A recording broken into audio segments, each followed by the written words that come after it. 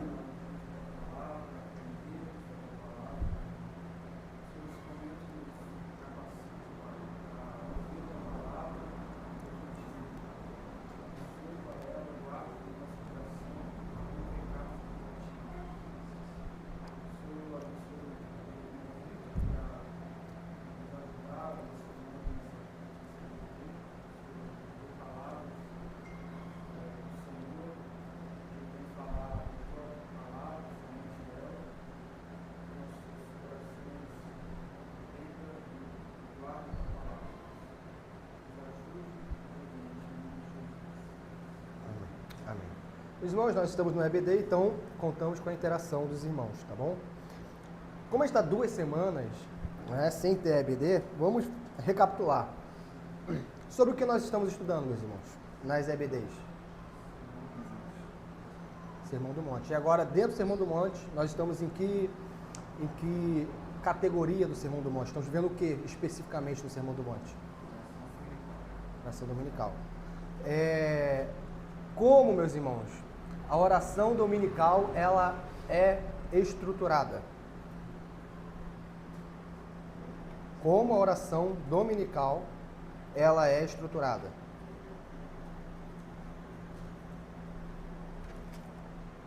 Um de cada vez.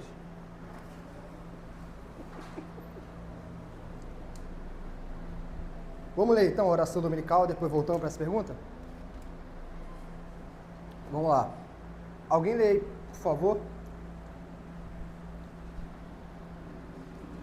Mateus 6, 9, até o final. Até o final da oração. Portanto, vós orareis assim: Pai nosso que estás nos céus, santificado seja o teu nome. Venha o teu reino, faça-se a tua vontade, assim na terra como no céu. O pão nosso de cada dia dá-nos hoje.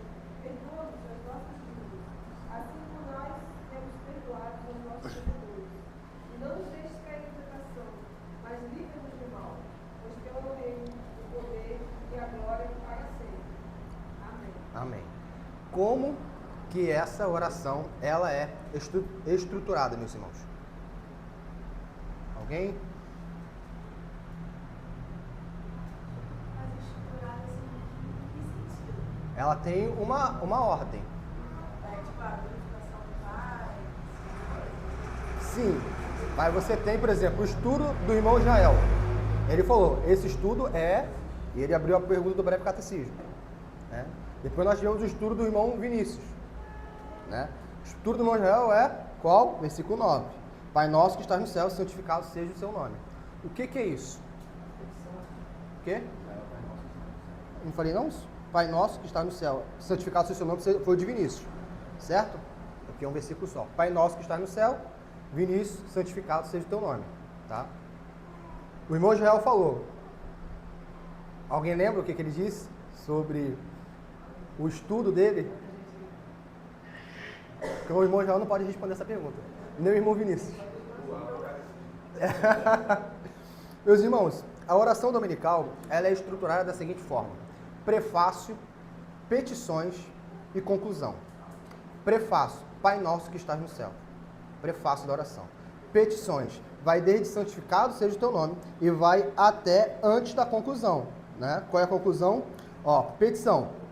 Santificado seja o teu nome, venha o teu reino, seja feita a tua vontade, por nosso e cada dia nos dás hoje, perdoa as nossas dívidas e não nos conduza à tentação. E versículo 14, e depois no final, porque teu o reino, o poder e agora, ainda no versículo 13, é a conclusão. Então nós temos prefácio, 6 petições e uma conclusão. Essa é a estrutura do Pai Nosso. Então nós estamos fazendo o quê? Nós começamos no prefácio, Pai Nosso que estás no céu. Foi o irmão Israel. Depois nós fomos para a primeira petição, que foi o estudo do irmão Vinícius. Santificado seja o teu nome. Nós vimos a correlação dessa petição com o terceiro mandamento. O Pai Nosso que está no céu, o irmão Israel nos lembrou da relação de Deus com o homem, que o Deus, em certo sentido, ele não é pai de todo mundo. Em certo sentido, podemos dizer que o Deus é o pai no sentido criacional. Existe esse sentido, mas no sentido de família de Deus, Deus não é pai de todo mundo. Deus só é pai daqueles que têm fé em Cristo Jesus. Por quê? Porque Deus, ele é um ser completamente outro. Ele é Deus e nós somos homens. Ele é criador e nós somos criaturas. Tá? O estudo do irmão Jael disse que, como está no breve catecismo, como está nas Sagradas Escrituras, que Deus, ele nos adotou, está ligado à adoção, está ligado a Deus, a imanência de Deus, né? A ele se fazer presente em nosso lugar, em nosso ambiente e assim por diante, né? E assim por diante, que está nas perguntas anteriores à pergunta 191 do Catecismo Maior. Do Vinícius foi santificado seja o teu nome, que é o terceiro mandamento também, fez correlação. Qual é o terceiro mandamento? Né? Não dirás o nome do Senhor em vão, porque Deus não tem por inocente aquele que toma o seu nome em vão. É o terceiro mandamento. E nós pedimos o quê? Na petição? Na primeira petição, santificado seja o teu nome. Está ligado também a Eclesiastes capítulo 5, que o irmão Vinícius também deu aqui. Para nós guardarmos o pé quando entramos na presença de Deus, quando entramos no templo, para nós não proferirmos palavras de tolos, para nós meditarmos antes de falarmos, para nós entendermos que Deus merece ser reverenciado. Todas essas questões estão envolvidas, né? E são muito bem sumarizadas no breve catecismo, tá bem? Tá bom? Também tem outros documentos que conseguem sumariar essas petições e esse prefácio. Então, oração do Pai Nosso, como é estruturado? Prefácio, petições e conclusão. Prefácio, petições e conclusão. Quantas petições existem no Pai Nosso? 6 petições. 6 petições. Ok? Hoje nós abordaremos a segunda petição. Venha o teu reino. Essa será a petição que nós abordaremos nesta manhã. Ok, meus irmãos? No nosso documento, nós vamos nos guiar para facilitarmos o entendimento e para os irmãos irem para casa também com alguma coisa para meditarem, né, com alguma coisa para relembrarem. Lembrando que hoje é dia do Senhor, hoje é o dia em que nós mais devemos nos dedicar à piedade, ao exercício espiritual, a nos esmerarmos nas Sagradas Escrituras, porque pela graça de Deus nós não precisamos trabalhar hoje, nós fomos livrados deste fardo e fomos livrados para quê? Para nos dedicarmos mais ao Senhor. Ok, meus irmãos? Aqueles que foram livrados desse fardo, claro. Alguns têm a necessidade de, infelizmente, trabalharem hoje. Mas a pergunta 191 do Catecismo Maior de Westminster indaga a seguinte questão: o que pedimos na segunda petição? É a indagação. Na segunda petição, que é venha o teu reino, reconhecendo que nós e todos os homens estamos, por natureza, sob o domínio do pecado e de Satanás.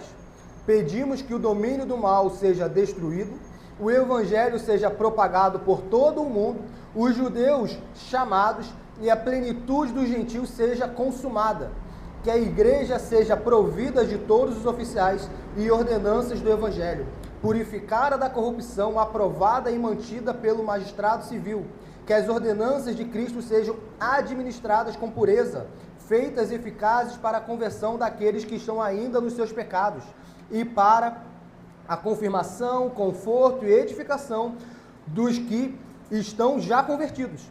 Que Cristo reine nos nossos corações aqui e apresse o tempo da sua segunda vinda e de reinarmos nós com Ele para sempre. Que lhe apraza exercer o reino de seu poder em todo o mundo, do modo que melhor contribua para esses fins. Olha a extensão do que está envolvido em uma simples, aparentemente, simples petição. Venha o teu reino. Porque a pergunta que nós devemos... Lembremos, sempre que nós estamos lendo a Bíblia, quando nós estamos estudando, existe aquela leitura que nós fazemos, né? Uma leitura mais, podemos dizer, corriqueira, que nós lemos um capítulo, depois outro, depois outro. Mas é aconselhável que nós façamos esse tipo de leitura, mas também façamos um outro tipo de leitura, que é uma leitura estudando o texto. Estudando o texto. E quando nós estamos lendo, estudando o texto, nós devemos fazer indagações ao texto. Uma indagação ao texto qual é? Venha o teu reino. O que significa esse vir? E o que significa esse teu reino? E como que esse reino vem? O que de fato eu estou pedindo a Deus quando eu digo, venha o teu reino? O que isso significa? E o Catecismo Maior nos mostra o que significa. E nós vamos abordar essa petição no estudo de hoje. E nós vamos ver passagens bíblicas que mostram que tudo isso está envolvido quando nós pedimos, venha o teu reino. Venha o teu reino. Desde de Deus minorando o mal, nós não cantamos uma música assim? Que Deus minora o mal, ou seja, Ele aplaca o mal, Ele derrota o mal no nosso mundo, primeiro em nosso coração, depois no mundo, até a vinda de Cristo, porque o cristão, ele tem que ansiar pela vinda de Cristo. Percebam, nós abordamos prefácio, Pai nosso que estás no céu. Primeira petição, santificado seja o teu nome. Segunda petição, venha o teu reino. Aonde está o homem nisso aí? Quase não tem homem. O homem vai vir depois. Por quê? Porque a vida cristã não é centralizada no homem. A vida cristã é centralizada em Cristo Jesus e no reino de Cristo Jesus. A vida de cristã não é o que Deus pode fazer por mim. Essa não é a vida cristã. A vida cristã é eu sou pecador, sou depravado, alheio de Deus, por natureza, dominado pelo mal, por natureza, escravo de Satanás, e eu preciso de um Salvador. E agora, como salvo, eu oro a Deus, falando o quê? Senhor, Tu és o meu Pai, porque Cristo, o Teu Filho, se fez o meu mediador, se fez o meu Salvador e propiciou minha entrada no reino dos céus. E agora eu sou família de Deus, como está em Efésios. Eu começo a oração reconhecendo, Deus é meu Pai, por causa de Cristo. Mas Deus não é somente meu Pai, o irmão Israel abordou isso, Deus é o nosso Pai.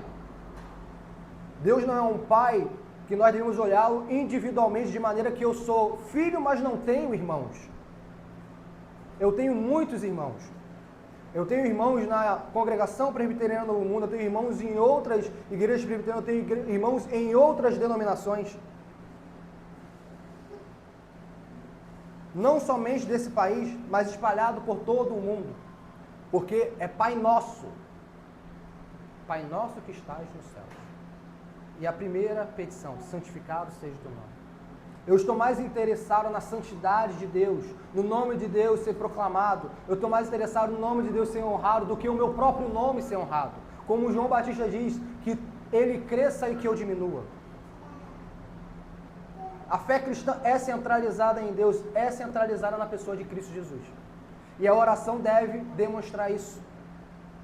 A oração deve demonstrar uma vida em piedade, na total dependência em Cristo, no poder do Espírito Santo. A oração do cristão é assim. A oração do cristão não é uma oração em que eu falo com Deus, como eu falo com o Gabriel, como eu falo com o Israel, como eu falo com o pastor, como eu falo com os meus superiores. Eu estou falando com o meu Deus. E eu tenho que guardar o pé. Eu tenho que entender com quem eu estou falando no meu quarto de oração. Não é qualquer um. Eu não vomito ideias. Eu penso, eu medito e eu oro pautado na Bíblia. E é isso que a gente vai ver. A oração do cristão não é uma oração pautada somente em coração. É uma oração pautada na Bíblia, em que o coração se conforma à Bíblia. Essa é a oração do cristão. E nós só vamos pegar um aspecto, que é a segunda petição. Nós adentramos pedindo para nós quando nós vemos aqui no versículo 11, o pão nosso de cada dia nos dai hoje. Mas antes nós ainda pedimos que a vontade dele seja feita na terra como no céu, que é a terceira petição. Então, o homem entra na quarta petição. É onde o homem entra.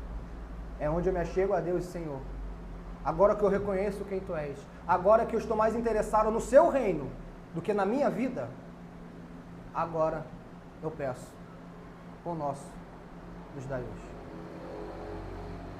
A vida cristã tem que ser voltada, em primeiro lugar, ao reino de Deus. Eu tenho que desejar que o reino de Deus cresça. Eu tenho que desejar todos os dias que o reino de Deus se expanda. Eu tenho que desejar que o reino de Deus viva, cresça, mesmo que para isso eu morra. Porque a fé cristã adentra-se pela morte do velho homem e pela morte constante desse homem que ainda está dentro de nós, esse velho homem que nos insta a pecar e que nos faz ser negligentes no reino dos céus. Venha teu reino. A resposta do catecismo, ela pode ser sumariada da seguinte maneira, que é a divisão do nosso estudo. Tá? A divisão do nosso estudo, nós vamos dividi-lo em 4 partes. O irmão que quiser levantar a mão, compartilhar, comentar, sinta-se à vontade, tá bom, meus irmãos? Primeiro, nós temos o reconhecimento da condição humana e o reino de Satanás. Isso é importante. Muitos cristãos vivem como se Satanás não existisse, como se Satanás não fosse o tentador, como se Satanás não fizesse a gente tirar os olhos da cruz. Sobre o dia do Senhor, sobre o domingo, por exemplo, a nossa confissão e nosso símbolo de fé vai dizer que Satanás ardilmente tenta nos tirar de nossa obra espiritual no dia do Senhor, especificamente. Nos colocando vários empecilhos para que nós venhamos a honrar Deus nesse dia. Entretenimento, prazeres e várias coisas para que eu não esteja na presença de Deus, não esteja descansando, mas esteja fazendo aquilo que o meu coração quer que eu faça. E não aquilo que a Bíblia diz que é para eu fazer no dia de descanso, que foi pregado pelo reverendo Ricardo, eu não vou adentrar nisso, tá? Então, reconhecimento da condição humana e o reino de Satanás. Segundo, destruição do reino de Satanás e a expansão do reino de Deus. Essa é a estrutura que nós vamos ver hoje, tá? O primeiro, nós devemos reconhecer da condição humana e do reino de Satanás. Segundo, destruição do reino de Satanás e a expansão do reino de Deus. Terceiro, fortalecimento da igreja. Nós devemos ansiar pelo fortalecimento da igreja de Cristo e da igreja local. Porque a igreja de Cristo é forte quando as igrejas locais são fortes. Não tem como eu dizer, a igreja de Cristo é forte e as igrejas locais são fracas. Igreja que eu estou dizendo, igreja visível. Tá? Igreja visível. Existe a igreja visível, a igreja invisível, nós não vamos entrar nisso, mas estou falando da igreja que nós vemos. Né? A igreja que nós vemos, aquela igreja ali, ela tem tal deficiência, ela tem tal fraqueza, ela tem tal isso, ou seja, ela não administra corretamente a disciplina eclesiástica, ela não prega o puro evangelho. É uma igreja que tem uma fraqueza, certo? Ela tem uma fraqueza.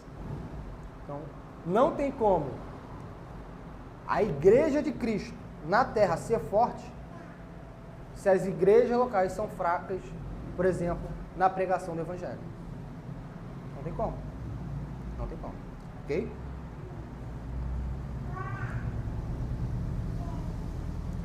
E, por último, o reinado de Cristo nos corações e sua segunda vinda. Na verdade, o último eu esqueci de editar, o último é as 3 formas ou fases do reino de Cristo.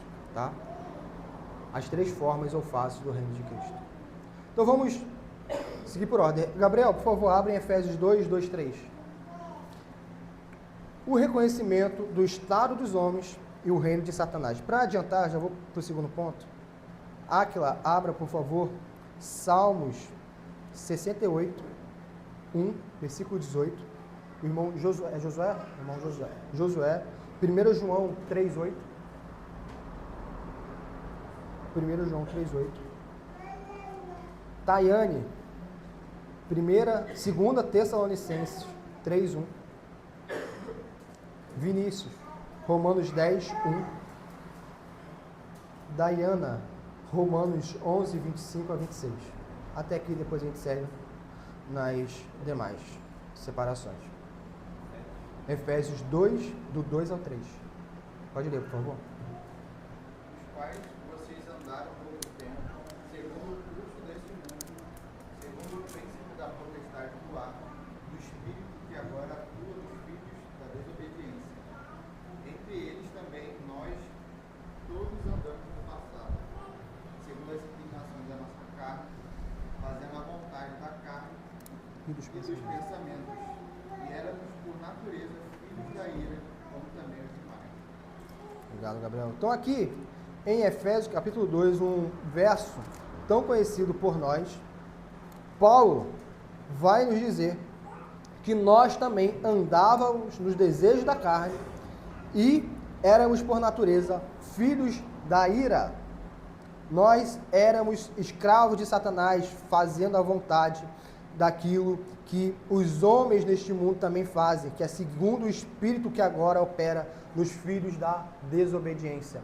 Nós nascemos como toda criança, naturalmente, ela nasce e naturalmente, se não for a intervenção de Cristo, do seu Evangelho, naturalmente ela é escrava de Satanás. É isso que a Bíblia fala. A criança, não importa o olhar inocente que ela tenha, por natureza, a Bíblia nos diz, porque éramos por natureza. É o que a palavra de Deus diz. Por que a criança mente? Ninguém precisa ensinar ela a mentir. E Jesus falou que a palavra diz que quem mente é filho do pai da mentira. Satanás é o pai da mentira. Uma coisa muito importante que a gente perdeu, né? O cristão hoje não se importa mais em mentir. O cristão é só uma mentirinha. A palavra de Deus é muito importante. A nossa boca nos diz de quem nós somos filhos. De Deus ou do diabo. As nossas bocas nos mostram quem é o nosso Deus. Tá? Mas por natureza, nós estávamos, toda a humanidade, já sob o domínio de Satanás. E nós, por natureza, éramos também súditos de Satanás. Por natureza. Mas, aí vem Efésios 2. Vos vivificou, estando vós mortos em vossos pecados. Em vossos delitos e pecados. É Cristo que nos vivifica. É Cristo que nos tira do império das trevas e nos leva para o seu reino de luz. É Cristo. E a oração do Pai Nosso, quando diz, venha o teu reino, ela está pressupondo de que por natureza, o ser humano não nasce no reino de Deus. Venha o teu reino. Porque por natureza, eu estou no reino de Satanás. Venha o teu reino, porque por natureza, eu sou súdito de Satanás. É isso que a oração, a segunda petição, está pressupondo. Venha o teu reino. Significa que por natureza eu não sou desse reino. É por isso que o velho homem morre. E tem que ter um novo homem, um cidadão do céu. Nós regenerados somos novos homens. Como Efésios diz, a nova humanidade em Cristo Jesus. Somos nós. A nova humanidade. Porque a velha está sendo ainda escrava de Satanás. Ok? Segundo ponto do venha o teu reino. A destruição do reino de Satanás. Ok, nós não apenas reconhecemos o estado dos homens, desobedientes, pecadores, depravados e por natureza filhos da ira, escravos de Satanás e totalmente alheios a Deus. Nós não somente fazemos um reconhecimento de tal fato bíblico. Não. Nós também estamos pedindo, quando clamamos, venha o teu reino, pela destruição do reino de Satanás e a expansão do reino de Deus. Áquila, por favor, Salmos 68, versículo 1, e depois você pula para o versículo 18.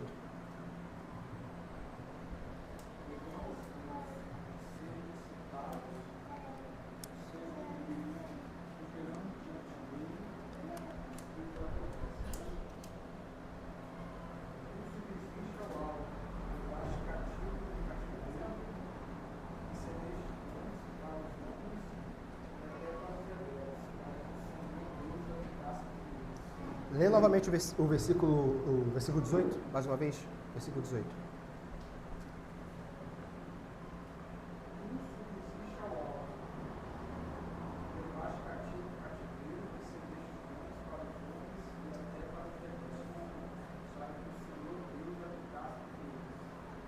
Esse salmo, essa parte do salmo está em Efésios capítulo 4.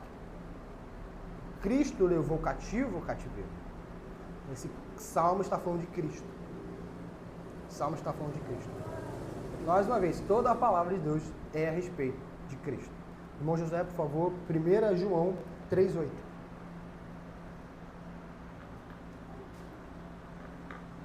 Mas, quando continua a pecar, mostra que pertence ao diabo, pois o diabo peca desde o início.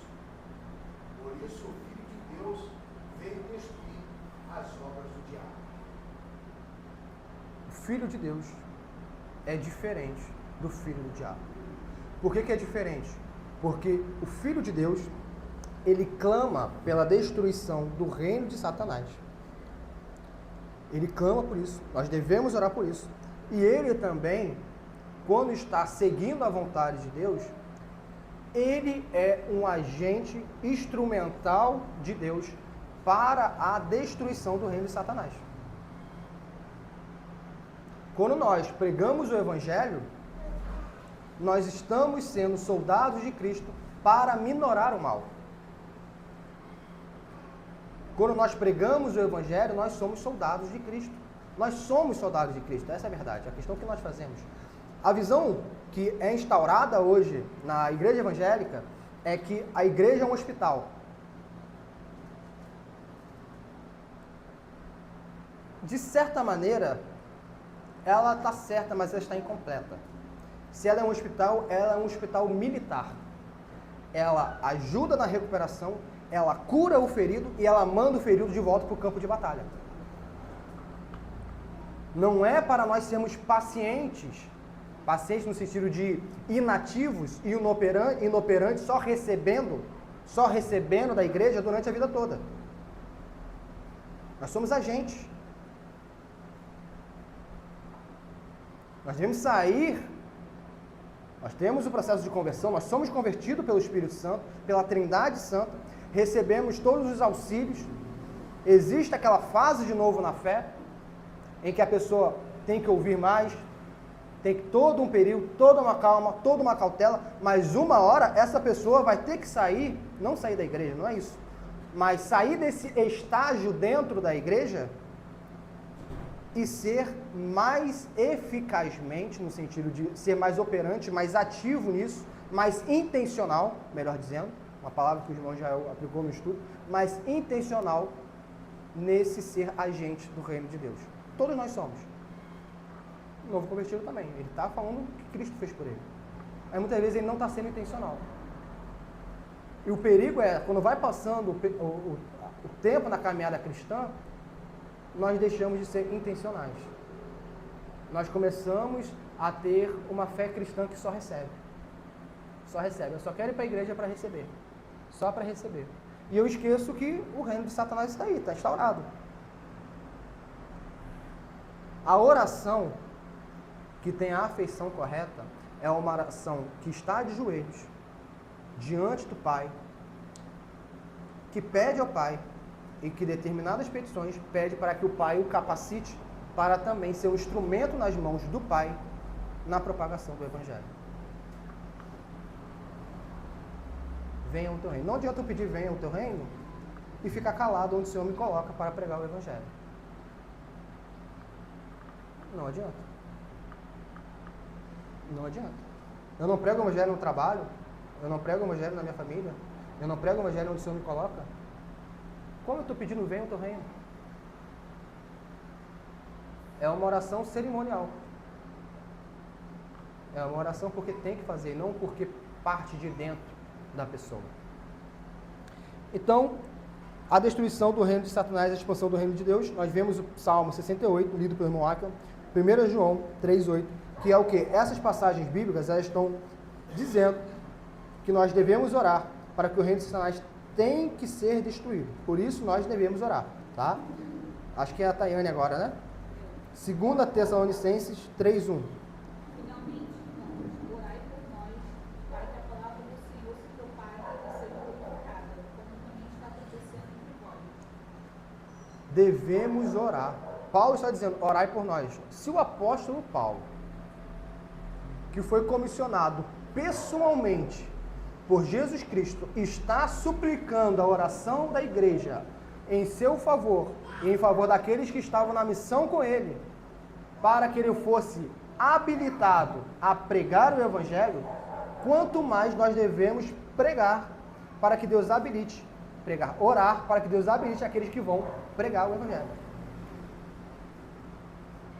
A preparação para o domingo não começa no domingo. Nós já vimos já que o domingo é o ápice da nossa semana. Então, mas todo dia eu devo estar ansioso pelo domingo, ansioso pelo ensino do domingo, ansioso pela pregação do domingo e orando para que Deus capacite aquele indivíduo que vai levar a mensagem no domingo. Capacite o grupo de louvor a cantar não só com seus lábios, mas cantar com seus corações. Capacite ao liturgo a direcionar o culto de maneira bíblica.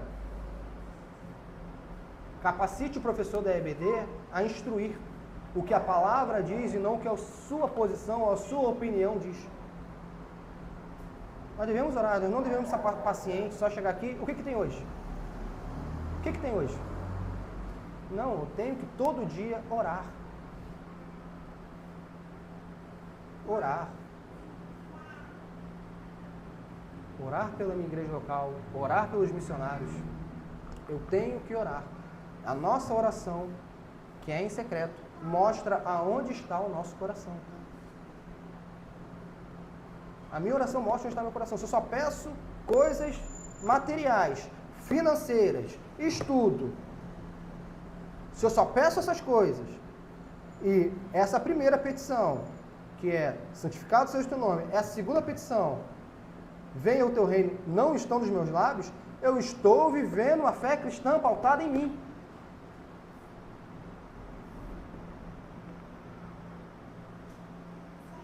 A minha fé cristã está pautada no meu umbigo. Está pautada apenas nas minhas necessidades. O cristão, ele começa a orar no pão nosso de cada dia nos dai hoje.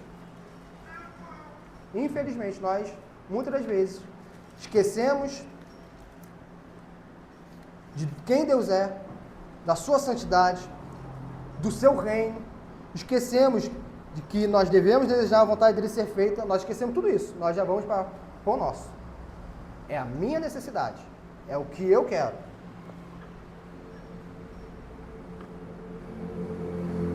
E assim nós não glorificamos a Deus, e assim nós não nos deleitamos em Deus. E assim as intempéries dessa vida nos atingem facilmente. Por quê?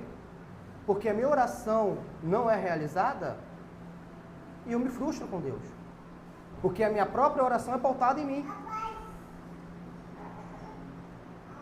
Muitas das vezes o cristão está desanimado na caminhada porque, mas eu tenho vida de oração. Mas essa não é só a questão. A questão é o que você ora. Se você ora 2 horas por si mesmo, foi inútil 2 horas, foi 2 horas perdidas. 2 horas perdidas da sua vida.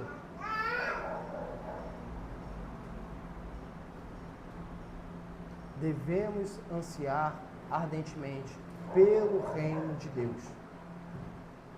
Venha o teu reino. Acho que é a Dayana. Romanos 10, 1. Não, Romanos 10, 1 você. Pera aí. Então, olha, nós vemos o dever de orar pela propagação do Evangelho, agora uma questão mais específica, Romanos 10, 1.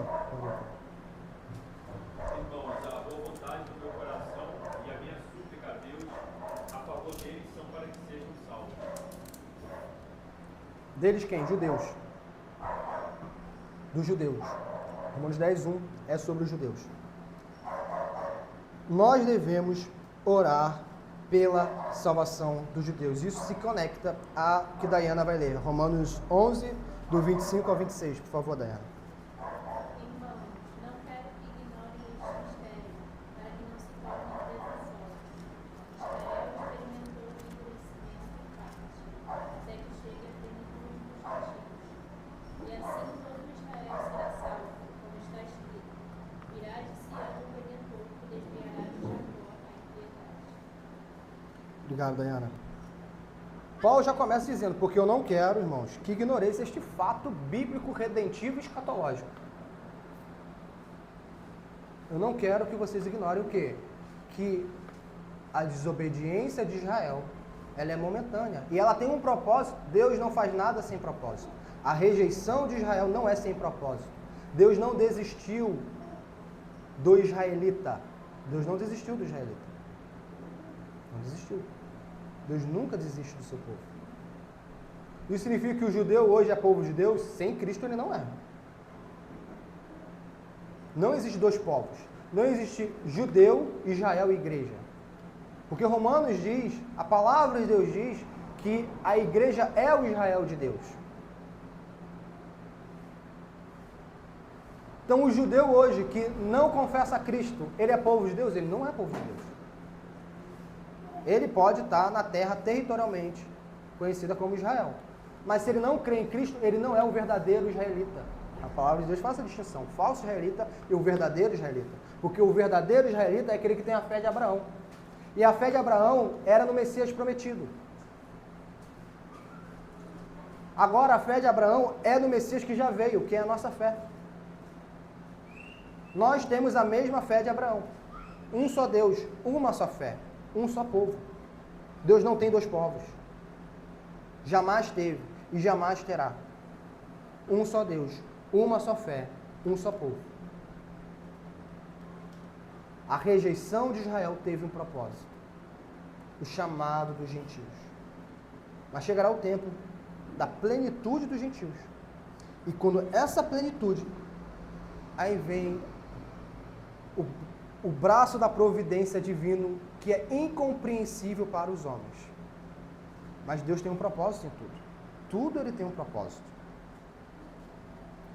Que quando chegar a plenitude dos gentios, assim, vamos ler de novo. Porque não quero, irmãos, que ignoreis o segredo, para que não sejais sábios em vós mesmos, que o endurecimento veio em parte sobre Israel, até que a plenitude dos gentios haja entrado. E assim, uma vez entrada a plenitude dos gentios, gentios quem são? Somos nós não somos judeus, nós não somos filhos sanguíneos de Abraão, nós não somos, somos nós. E assim todo Israel será salvo. Ou seja, haverá um grande número de convertidos em Israel. Paulo não está falando de um ou outro se convertendo. Paulo está falando de um grande número. Um grande número. Por que ele está falando de um ou outro? Porque no tempo de Paulo já havia um ou outro sendo convertido. No tempo de Paulo nós vimos nas exposições de Atos que, no mínimo, 3.000 pessoas judias tinham se convertido. Primeira pregação do apóstolo Pedro, Atos 2. Depois 5.000 almas estão na igreja, se eu não me engano, Atos 4, se não me falha a memória. E depois o número incontável, inumerável. Os historiadores vão falar que passa de 20.000 pessoas. Então o que o apóstolo Paulo está dizendo é, não estou dizendo que não haja judeu convertido na minha época. Não estou dizendo isso. Porque ele sabia que há. Senão não escreveria Gálatas, que tinha facção entre judeu e cristão. Judeu e gentil, melhor dizendo. Senão não haveria Hebreus. O que ele está dizendo é que haverá um tempo em que um grande número de judeus será convertido. A Cristo. A Cristo. E isso não está ligado à igreja ser tirada da terra. Não existe igreja ser tirada da terra. Não existe isso. Não tem na Bíblia, de Gênesis e Apocalipse, igreja ser tirada da terra. E ter segunda chance. Não tem isso na Bíblia. Isso não existe. Isso é antibíblico. Isso é baseado em uma teologia fraca e depois de um livro escrito, deixados para trás, se eu não me engano, depois virou filme e moldou o imaginário do evangélico brasileiro. Quem nunca viu, né? Mas não existe isso na Bíblia. A gente pode pegar de Gênesis a Apocalipse, de Mateus a Apocalipse, ler só Apocalipse, então, que é o livro mais escatológico, considerado mais escatológico, não tem igreja sendo tirada da terra. Não existe isso. Tá? Não existe isso. A salvação dos judeus é na plenitude dos gentios. É a entrada à plenitude dos gentios, os judeus vão ser chamados. Vão ser chamados. Tá? É por isso que devemos orar pela salvação dos judeus e devemos orar pela salvação dos eleitos de Deus entre os gentios. Porque uma coisa e outra estão correlacionadas. As duas coisas estão correlacionadas.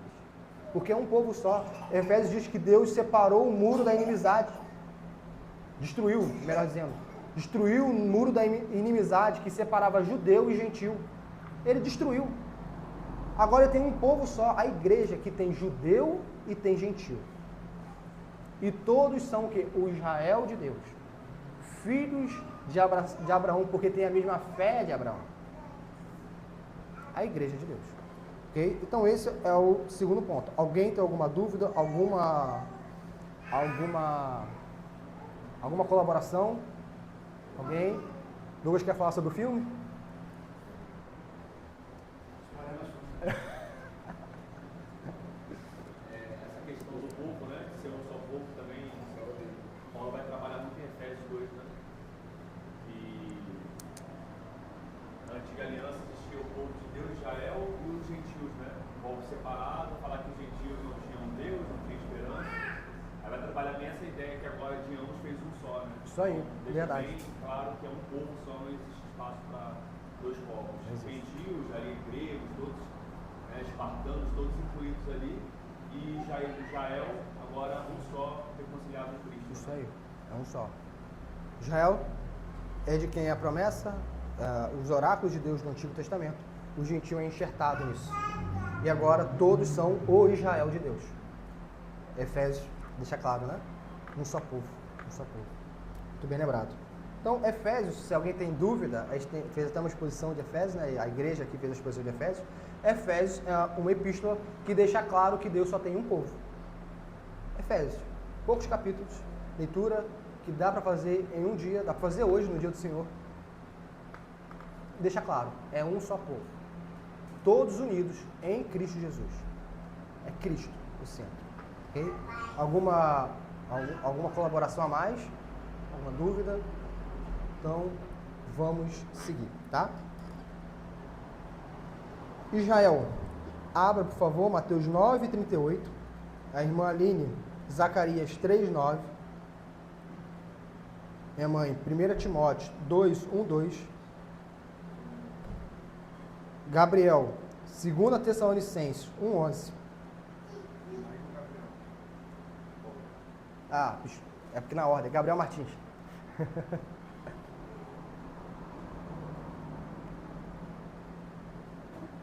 Nós agora passamos, o venha o teu reino, recapitulando, venha o teu reino.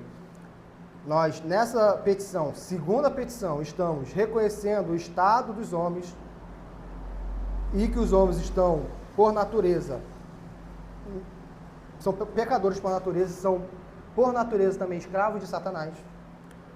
Nessa petição, que é a segunda petição, nós, ao dizermos, por isso pedimos para que a magistratura civil favoreça a igreja, para que a igreja consiga cultuar ao seu Deus da maneira que ele requer. Assim foi no Egito.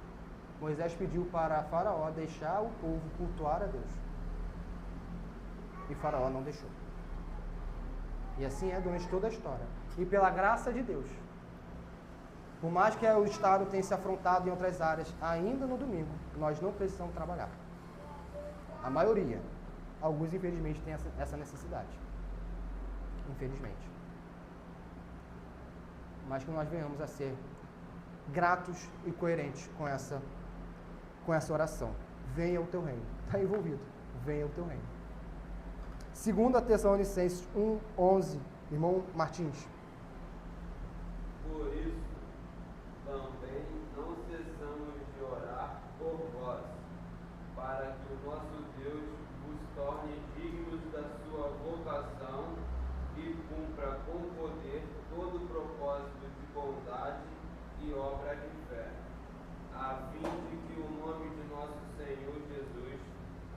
seja glorificado em vós, e vós nele, segundo a graça do nosso Deus e do Senhor Jesus Cristo. Amém. Devemos orar para que as ordenanças de Cristo sejam dispensadas com pureza e eficácia em seus propósitos. Com pureza e eficácia. Ou seja, eu não tenho apenas que orar, por exemplo, hoje, eu não tenho apenas que orar para que o reverendo Ricardo, que é o que vai dar a palavra hoje, se fosse outro irmão, para que o reverendo Ricardo seja bíblico. Não apenas isso é um dever, mas também que o Espírito Santo venha a fazer com que a pregação do reverendo Ricardo seja eficaz em nossos corações.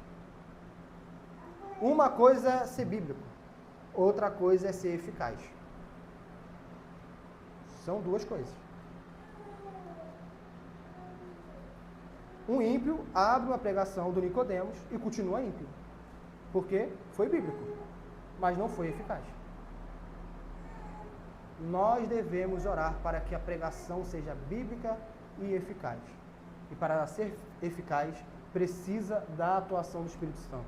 Nenhum ministro, nenhum pregador tem capacidade de fazer com que a sua pregação seja eficaz. Só o Espírito Santo. Só o Espírito Santo. Essa é a oração. Que as ordenanças de Cristo sejam dispensadas com pureza. Por exemplo, vamos ter a ceia do Senhor. Pode falar. Tem uma coisa muito boa, né? A fim de que o nome de Jesus Cristo seja glorificado em vós. Esse é o fim. Esse é o propósito. Propósito. Não é bonito uma igreja que tem a pureza? Hoje a gente vai ter a pregação e nós vamos ter a administração do sacramento da Santa Ceia. Devemos orar também para que os nossos corações estejam bem dispostos na Santa Ceia. Seja a Santa Ceia, como alimento espiritual, seja eficaz a nós. Devemos orar por isso. Então, o que nós vimos até agora, venha o teu reino, é um reconhecimento do estado dos homens e um reconhecimento do reino de Satanás. O venha o teu reino é uma súplica à destruição do reino de Satanás e uma súplica à expansão do reino de Deus.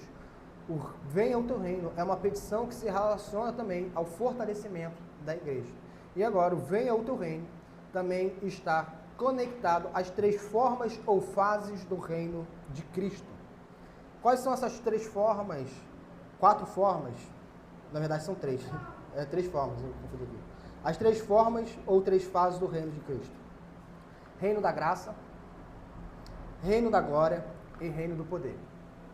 Isso é escrito, comentado pelo Gerhard Voss. E ele diz uma coisa muito interessante. É fácil errar e dar mais ênfase a um aspecto do reino de Cristo. Perceba, é um reino só. É um reino só. Essa distinção é distinção de forma ou fase. Mas é um reino só. Um só reino, é o reino de Cristo. O reino da graça. Agora quem é? Jéssica, o Douglas, Efésios 3, do 14 ao 20. Jéssica, Apocalipse 22, 20. E Ramila, Apocalipse 4, do 8 ao 11. Ou Leandro. Douglas, Efésios 3, do 14 ao 20. Jéssica, Apocalipse 22, 20. E Ramila ou Leandro, Apocalipse 4, do 8 ao 11. Douglas, se abriu, pode ler, por favor.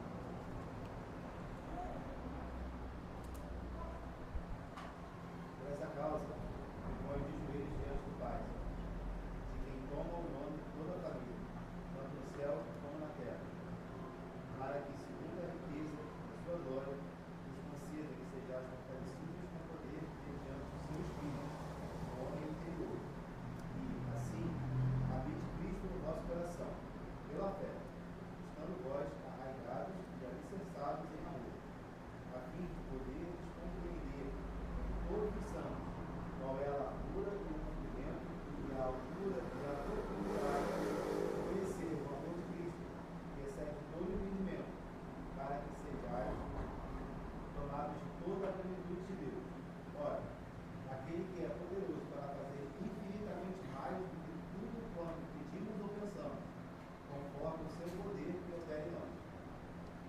Amém. Obrigado. O que é esse reino da graça? Essa distinção feita, essa forma, ou essa fase, é o reinado de Cristo em nossos corações. Uma coisa é Cristo reinar. Ele reina. Percebam, Cristo é rei. Ponto final. Ponto final. Ele é rei. Mas no coração dos ímpios, eles não têm Cristo como rei. E por isso eles serão mandados para o inferno. Com Satanás e todos os seus anjos serão mandados para o lago de fogo. Os filhos de seu pai, os ímpios e Satanás, para o lago de fogo. Devemos orar para que Cristo reine no meu coração. Devemos orar para que, como o irmão Israel deu o devocional aqui, eu não seja o centro do meu coração, eu não seja o centro do meu pensamento, mas Cristo seja o centro do meu coração, Cristo seja o centro do meu pensamento, que Cristo seja o centro. Assim, nós estaremos orando para que Cristo seja rei em nosso coração. Que é o que o apóstolo Paulo diz, como o irmão Douglas leu todo a perícope, mas é como ele diz aqui, no vosso, para que Cristo, versículo 17, habite pela fé nos vossos corações. Versículo 17. Nos vossos corações. Reino da graça. Por quê? Porque essa graça não é dispensada a todos. É graça aos que acolhem a Cristo pela fé no poder do Espírito Santo. Graça. Apocalipse 22, 20. Reino da glória. Jéssica. Ele dá testemunho destas coisas. Certamente vão se cumprir. Amém. Vem, Senhor Jesus. Amém. Reino da glória. A vinda escatológica de Cristo.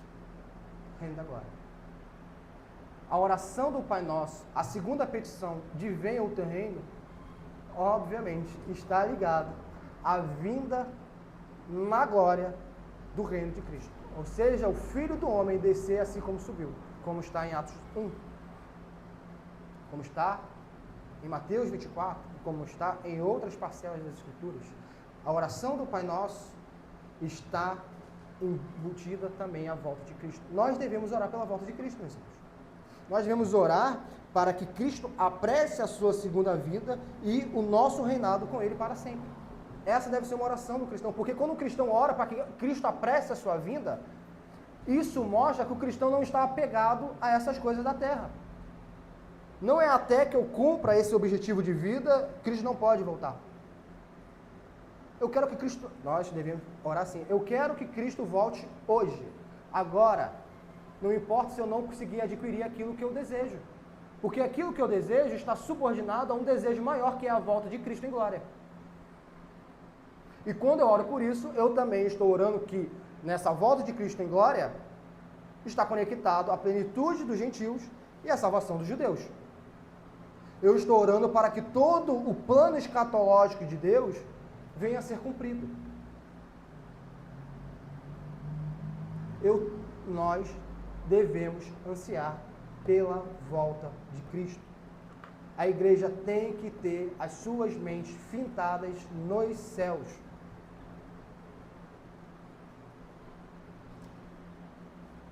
Os nossos planos devem estar totalmente subordinados ao plano de Deus. Totalmente.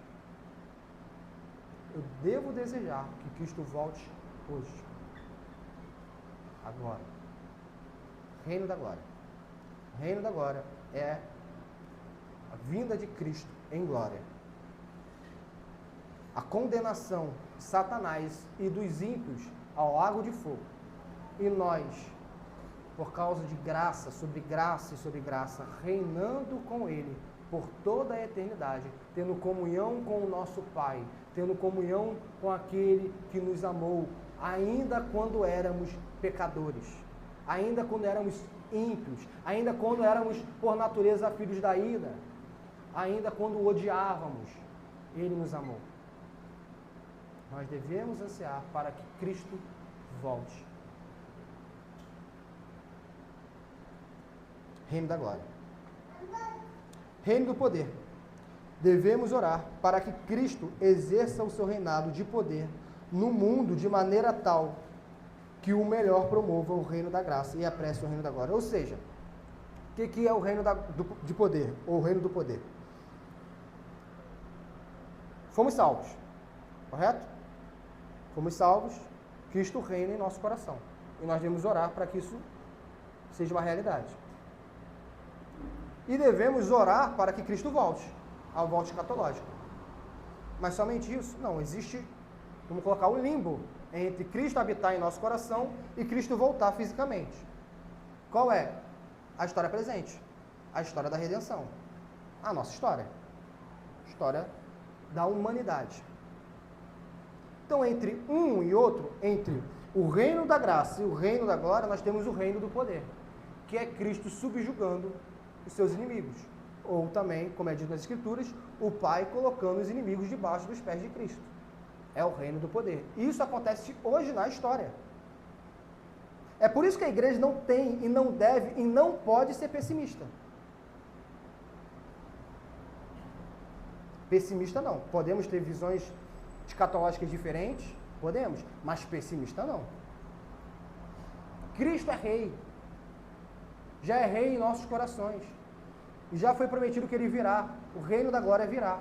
E neste instante, o reino do poder está em atuação. Cristo é rei. Como está em Salmos 2.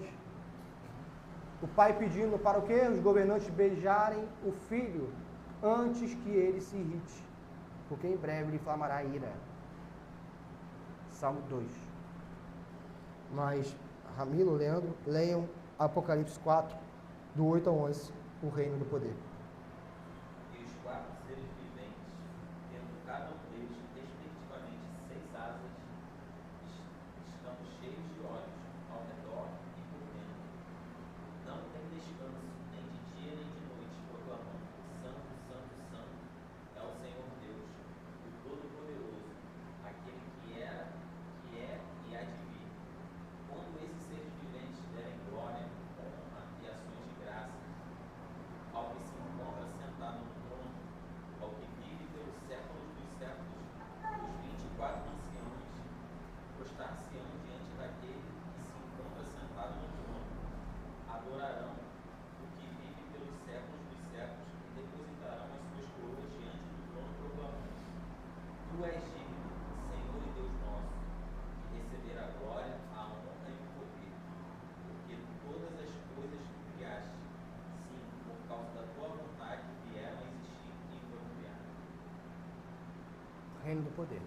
Ele era, ele é, ele há de vir. E ele merece toda a honra, toda a glória e todo o poder. Porque ele criou tudo. Nada do que foi feito se fez sem Cristo. Nada do que foi feito se fez sem Cristo. E assim, meus irmãos, nós, nessa segunda petição, com mais de 10 passagens bíblicas abertas, nós vimos que venha o teu reino, só para a gente fixar, está ligado ao reconhecimento da nossa natureza.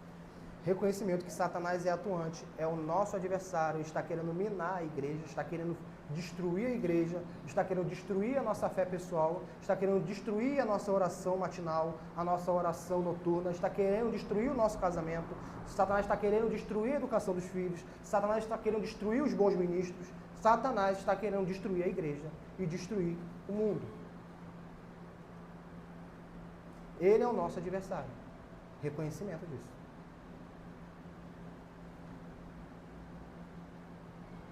E nós rogamos pela destruição do reino de Satanás, confiando de que as portas do inferno não prevalecerão contra a igreja.